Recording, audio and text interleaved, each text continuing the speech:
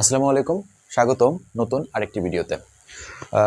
আমি চিন্তা করলাম যে এসএসসি 2024 সালে যারা পরীক্ষা দিবা, এসএসসি পরীক্ষা দিবা তাদের জন্য কিছু সৃজনশীলের সাজেশনমূলক কিছু ভিডিও বানাবো, যে খুব ইম্পর্টেন্ট কনসেপ্টের উপরে।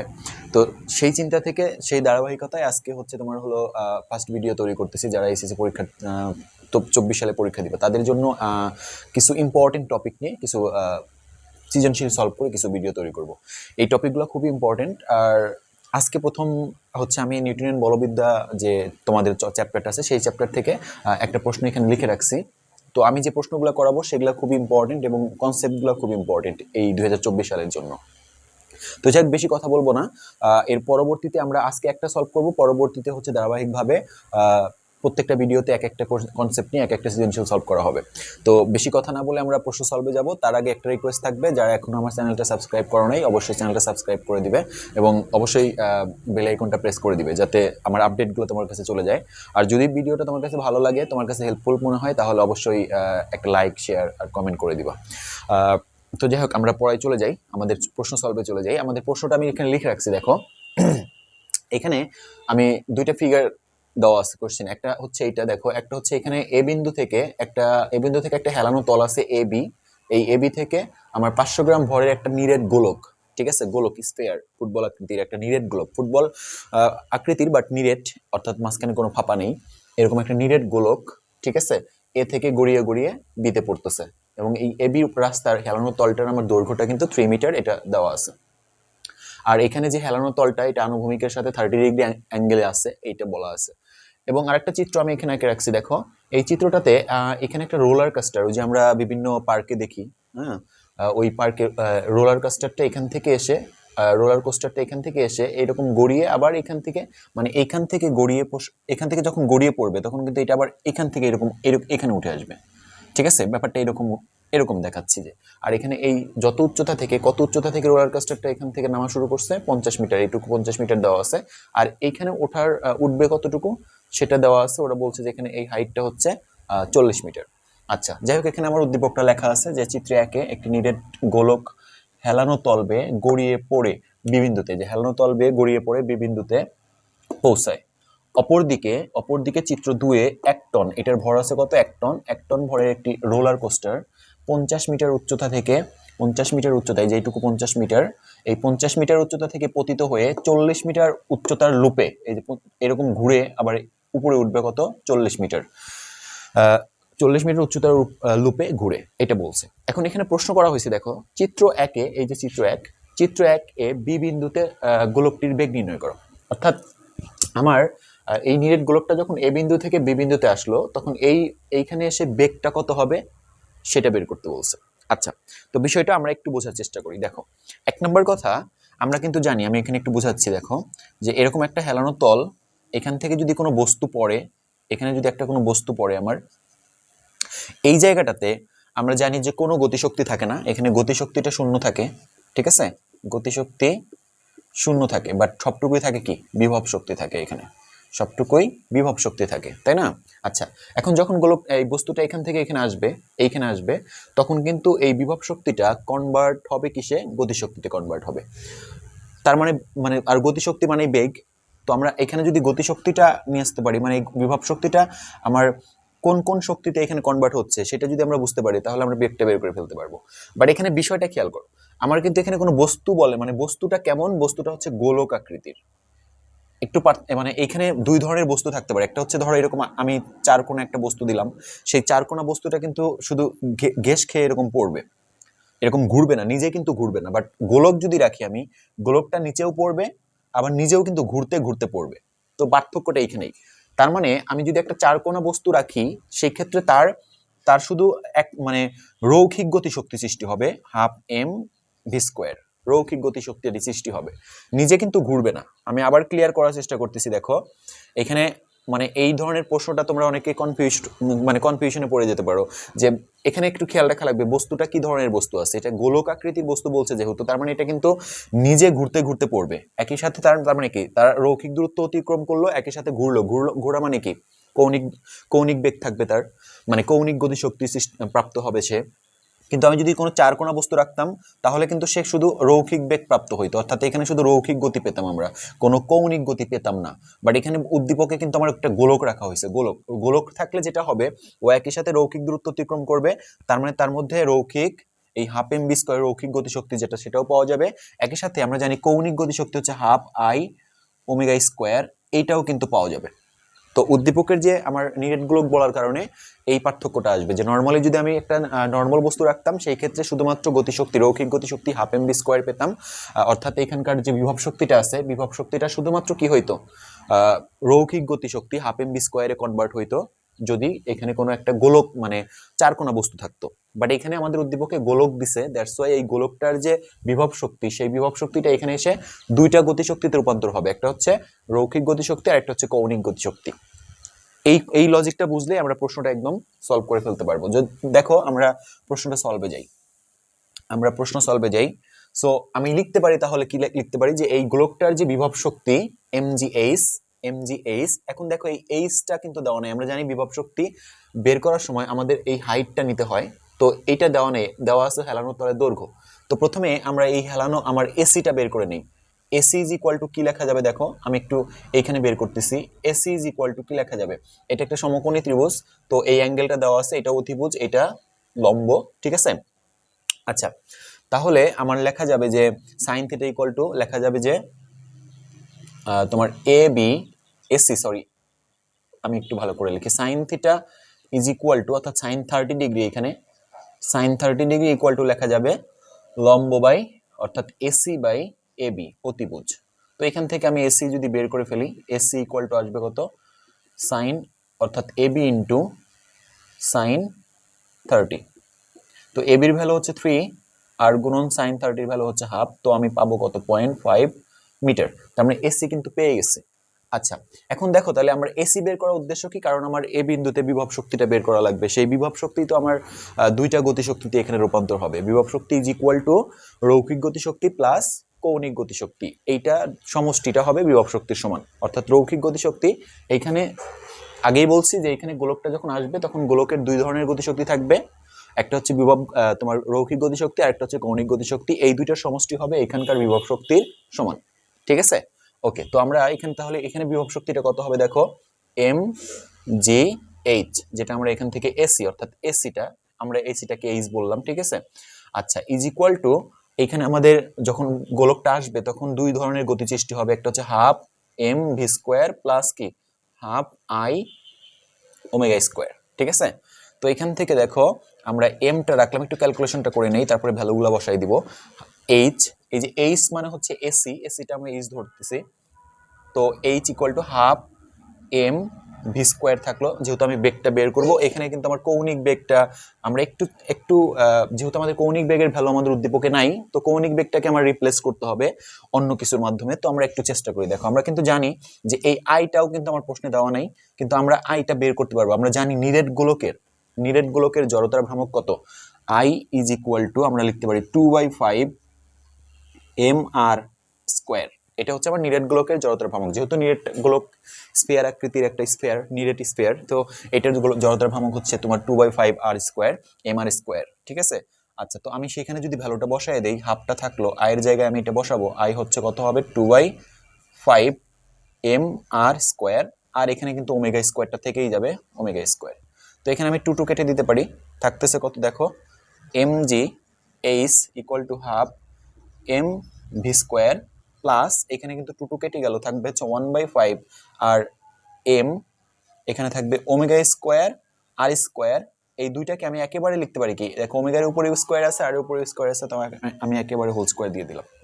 তো এরপরে M G H half M V square plus 1/5 এমটা থাকলো।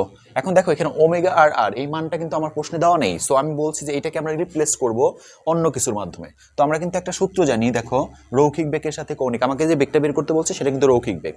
তো আমি ভি ইকুয়াল টু ওমেগা আর, এই একটা সূত্র কিন্তু আমাদের জানা আছে যে কৌণিক বেগের সাথে রৈখিক বেগের একটা সম্পর্ক ভি, রৈখিক বেগ ভি ইকুয়াল টু কৌণিক বেগ ইন্টু আর, তাই না, ব্যাসার্ধ আর, ঠিক আছে। আমি একটু বড় করে লিখতেছি ব্যাসার্ধ আর। সো এখানে কিন্তু আমি বসাইতে পারবো, তার মানে এখানে বসাইতে পারবো ভি স্কোয়ার বসাইতে পারবো, ওকে। তো এখান থেকে দেখো এখন আমি এম এম সব জায়গা থেকে এম কেটে দিলাম, যেহেতু সব জায়গায় এম আছে এম এম বাদ দিয়ে দিলাম, তাহলে এখানে থাকলো কত GH equal to half B square plus কি 1/5 বি স্কোয়ার। ঠিক আছে, তো এখন দেখো এখান থেকে আমার হচ্ছে GH, ওকে। তো একটু আমি উপরে একটু লিখি, এখানে একটু মুছে দিলাম, উপরে আমার একটু জায়গা কম, দ্যাটস আমি এখানে মুছে দিচ্ছি। এখন দেখো তাহলে যে GH এখান থেকে আমি লসাগু নিব, তাহলে GH ইজ ইকুয়াল টু, এখানে কিন্তু আমার 10 লসাগু নেওয়া যায় 10, তাহলে 10 ইজ ইকুয়াল টু কত হবে এখানে 5 V square plus 2 V square হবে, এখানে হবে 2 ভি স্কোয়ার 2 ভি স্কোয়ার। তারপরে GH ইকুয়াল টু এখানে হবে 7 ভি স্কোয়ার বাই 10। ঠিক আছে, তাহলে আমাদের ভি স্কোয়ার ইকুয়াল টু কত আসবে দেখো, আসবে 10 GH বাই 7।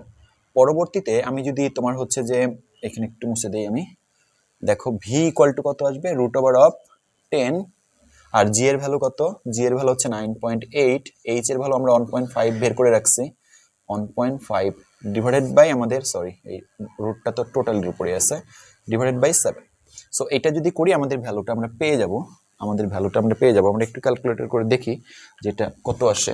দেখো এটা হচ্ছে আমাদের প্রথমে হচ্ছে তোমার হলো 10, তারপরে হচ্ছে আমার 9.8, দেন হচ্ছে আমাদের 1.5 এইটা, দেন এটা করে ভাগ দিব হচ্ছে আমার 7। ওকে, সো আমাদের হচ্ছে যে তারপরে টোটাল অ্যান্সার ভাগ দিয়ে 7 দিয়ে ভাগ দেওয়ার পরে যে অ্যান্সারটা পাবো সেটাকে আমরা রুট ওভার করে দিলাম, আমাদের আস্তে আস্তে 4 পয়েন্ট, আমাদের এটার অ্যান্সার আসবে 4.583 মিটার পার সেকেন্ড। সো আমরা কিন্তু ঘ নম্বরের অ্যান্সারটা পেয়ে গেলাম। এইটা হচ্ছে আমাদের ঘ নম্বরের অ্যান্সার, যে এই বি বিন্দুতে আমাদের এই নিরেট গ্লোবটার আমার গতিশক্তি কত ছিল। ঠিক আছে, রৈখিক বেগটা কত ছিল, ক্লিয়ার? তো এই হচ্ছে আমাদের মেইন কনসেপ্ট। তো আমরা এখানে কনসেপ্টটা কি বুঝলাম, যে আমাদের একটা হেলানো তলবে যদি তুমি একটু লক্ষ্য করবা যে বস্তুটা কি চারকোনা নাকি গোলক, যদি গোলক হয় তাহলে সেই ক্ষেত্রে কিন্তু বিভব শক্তিটা দুই ধরনের শক্তিতে কনভার্ট হবে, একটা হচ্ছে রৈখিক গতিশক্তি, একটা হচ্ছে কি কৌণিক গতিশক্তি। বাট যদি আমার আয়তকার কোনো বস্তু হইতো বা অন্য কোনো আকৃতির কোনো বস্তু হইতো সেই ক্ষেত্রে কিন্তু শুধু ঘেস্টে পড়তো, ঘুরতো না, তার মানে সেই ক্ষেত্রে শুধুমাত্র আমার বিভব শক্তিটা রৈখিক গতিশক্তিতে কনভার্ট হইতো। ওকে, এই হচ্ছে আমার কনসেপ্ট। সো আমরা পরের প্রশ্নে চলে যাচ্ছি। দেখো আমাদের পরের প্রশ্নটা চলে যাই। আমাদের পরের প্রশ্নটা কি বলছে এখানে, আমাদের পরের প্রশ্নটা বলা হয়েছে যে চিত্র 2 এ রোলার কোস্টারটি বি বিন্দুতে পৌঁছতে পারবে কিনা গাণিতিকভাবে বিশ্লেষণ করো। ঠিক আছে, অর্থাৎ এইখানকার এই রোলার কোস্টারটা এখান থেকে নামবে, নেমে ঘুরে আবার এই বি বিন্দুতে আসতে পারবে কিনা। এখানকার হাইটটা দেওয়া হয়েছে 40 মিটার, অর্থাৎ এখানে তুমি লজিকটা বুঝো যে এখান থেকে যখন পড়বে তখন এই রোলার কোস্টারটার কি থাকবে, গতিশক্তি থাকবে না, কিন্তু শুধুমাত্র বিভব শক্তি থাকবে, mgh থাকবে। এই mghটা গতিশক্তি নিয়ে এখানে আসবে, তো গতিশক্তি নিয়ে এখানে আসার পরে আবার কিন্তু যখন উপরে উঠবে তখন কিন্তু তার আবার বিভব শক্তি দরকার পড়বে। আমরা জানি কোনো বস্তু উপরের দিকে উঠতে বিভব শক্তি লাগে, তার মানে এইখানকার যে বিভব শক্তিটা সেটা আমার এক নম্বর হচ্ছে গতি নিয়ে এখানে পড়বে, তার মানে এই বিভব শক্তিটা গতিতে কনভার্ট হইতে হবে, প্লাস এখানে ওঠার জন্য যে বিভব শক্তি দরকার সেই বিভব শক্তিটাও হওয়া লাগবে।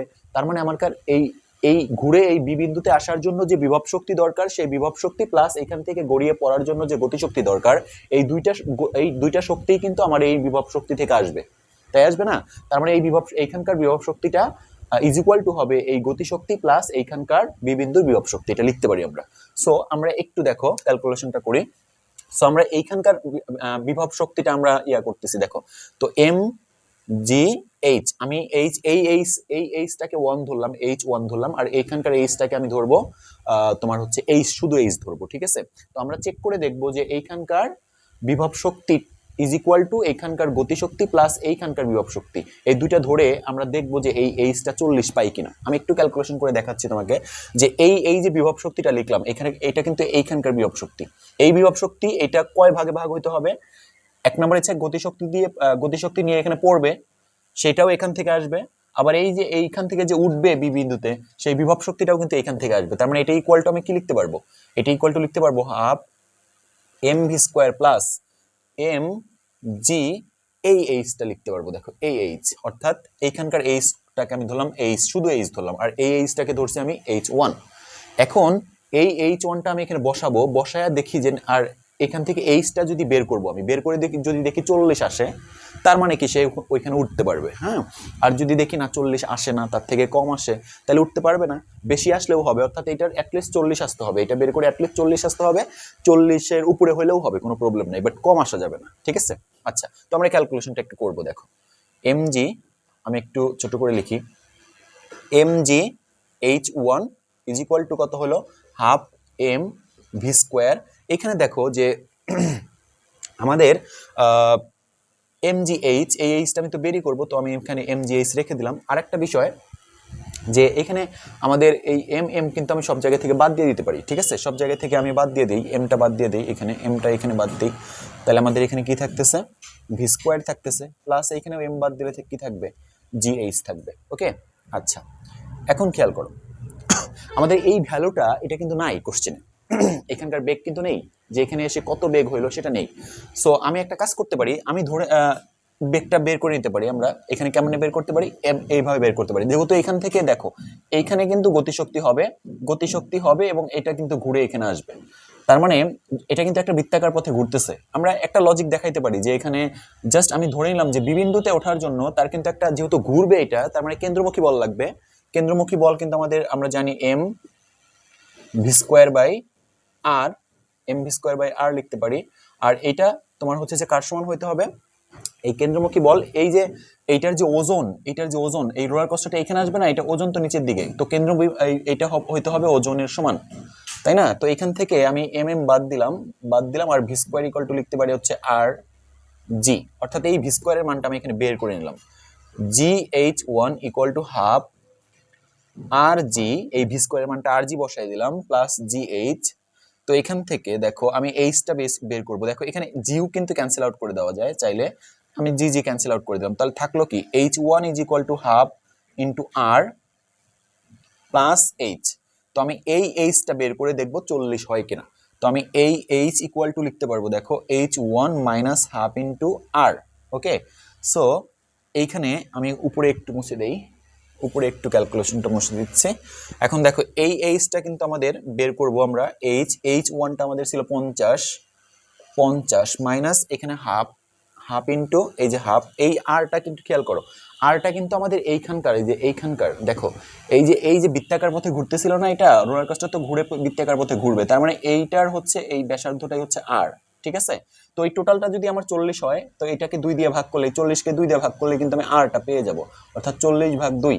তার মানে এইখানে আরটা কিন্তু, এই আরটা কিন্তু আমার 20। ঠিক আছে, 20। ওকে, তো এইচ তাহলে আমি কত পাচ্ছি, 50 মাইনাস এখানে কাটলে 10, তার মানে 10 এখানে পাচ্ছি, মানে কি 40 মিটার। তার মানে কিন্তু আমরা ক্যালকুলেশন করে পেলাম যে হ্যাঁ, এখান থেকে পড়লে গতিশক্তি নিয়ে এখানে আসার পরেও এক্সট্রা যে বিভব শক্তি হবে, সে কতটুকু বিভব শক্তি উচ্চতায় উঠতে পারবে, 40 মিটার উচ্চতায় উঠতে পারবে। তার মানে আমাদের কিন্তু বিবিন্দুতে যে প্রশ্নটা করা হয়েছিল যে চিত্র 2 এর রোলার কোস্টারটি বিবিন্দুতে পৌঁছতে পারবে কিনা, এটা কিন্তু পারবে। তাহলে আমরা কি লিখে দেব, সুতরাং চিত্র 2 এর রোলার কোস্টারটি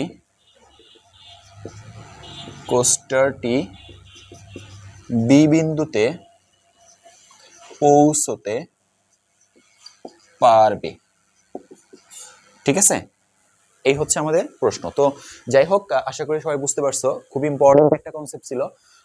নেক্সট ভিডিওতে আমরা নিউটনিয়ান বলবিদ্যার আরো একটা ইম্পর্টেন্ট, যেটা এইচএসসি 24 ব্যাচের জন্য খুবই বেশি ইম্পর্টেন্ট, এরকম একটা কনসেপ্ট নিয়ে আবার নতুন একটা ভিডিও নিয়ে আসবো। সেই পর্যন্ত সবাই ভালো থাকো, আসসালামু আলাইকুম।